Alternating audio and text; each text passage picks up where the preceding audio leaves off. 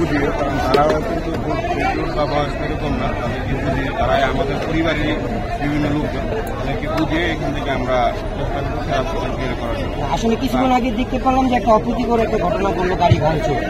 এই বিষয়ে আপনি কি জানেন? শিক্ষা বোর্ডের গাড়ি ছিল, এই বিষয়টা তারা আমার খেয়াল করে না, কোন দিকে তাহলে যদি রোডের অপোজিটে কোটা আন্দোলনের ভিতরে কি কোনো সহিংসতা গ্রুপ কেউ ভিতরে ঢুকে গিয়েছে? এই বিষয়ে আমি কোনো মতামত রাখবি না, কারণ আমি কনফার্ম না এবার শুন না এখন বলা। তাহলে এখানে পুলিশের ভূমিকা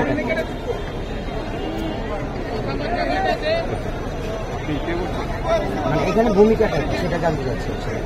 আমাদের ভূমিকা এই আমি লাইভে আছি, ঝামেলা না হয় এবং যত দ্রুত সম্ভব আমরা চেষ্টা করব রাস্তাটা ক্লিয়ার করার জন্য। প্রিয় দর্শক, আপনারা জানতে পারলেন, বুঝতে পারলেন যে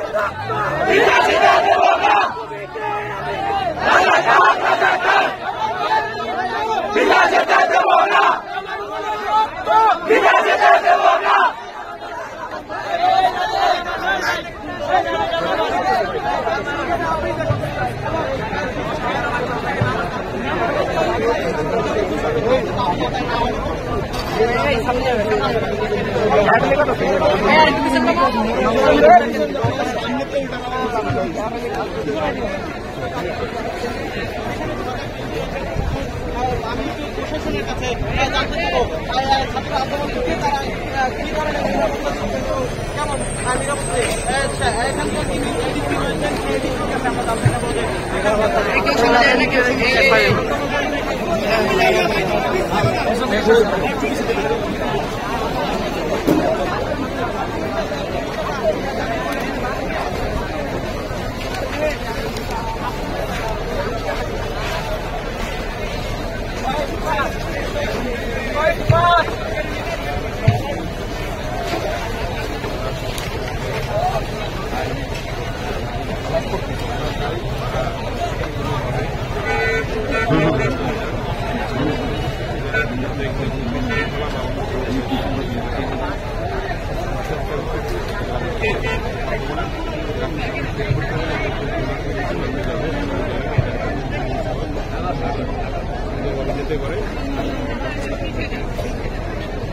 শুনলেন এখানকার এডিসির কথা, তিনি যে বারবারই বলছিলেন যে ছাত্রছাত্রীরা যেহেতু আন্দোলন করছে তারা শান্তিপূর্ণভাবে আন্দোলন করে।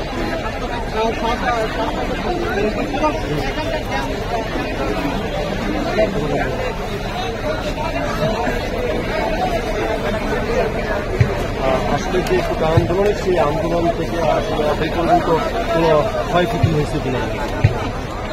না না, এভাবে কোনো আমরা বলতেছি, আমরা চেষ্টা করতেছি যাতে জনদুর্ভোগ ব্যাপারটা কমানো যায় এবং তাদের আমাদের প্রশাসন সবসময় আমাদের জনগণের পাশে আছেন।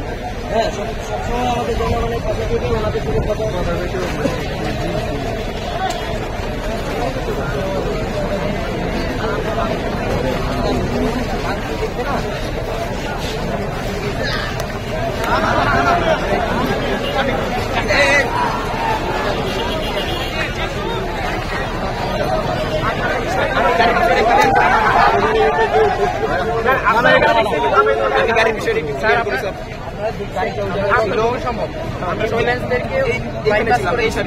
ওইখানে পিছের থেকে ভাইঙ্গা দৌড়াইছেন, তারপর আমরা সবাই ওই যে আইডি কার্ডের কথা যে আমি বললাম,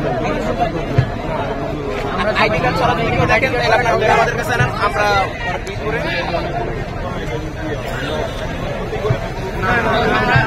দেখছেন আমরা সাধারণ যারা রোগী বাচ্চা আছে ওদেরকে সবাইকে দেওয়া অসুবিধা আমাদের যতটুকু সম্ভব হইতেছে আমরা সেটাই করতে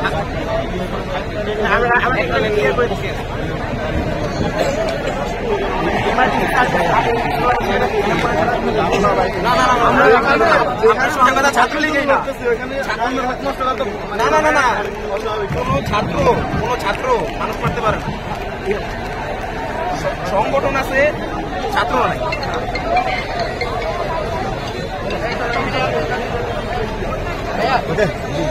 প্রিয় দর্শক দেখতে পাচ্ছেন এখন আইনশৃঙ্খলা বাহিনী ওনারা যথেষ্ট পরিমাণে চেষ্টা করছেন সব কিছু যাতে ভালোভাবে